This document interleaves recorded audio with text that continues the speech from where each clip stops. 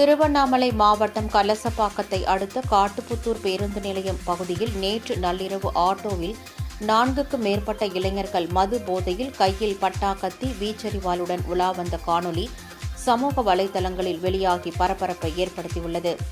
மேலும் இந்த சம்பவம் அப்பகுதி மக்களிடையே அச்சத்தை ஏற்படுத்தியுள்ளது. கலசப்பாக்கம் காவல் நிலைய எல்லைக்கு உட்பட்ட தேவனாம்பட்டு ஊராட்சி பகுதியில் சுற்றுக்காவல் பணிக்கு போலீசார் செல்வதில்லை என்று கூறப்படுகிறது. தேவனாம்பட்டு கிராமம் திமுகவைச் சேர்ந்த திருவண்ணாமலை மக்களவை உறுப்பினர் அண்ணாதுரையின் சொந்த கிராமமாகும்.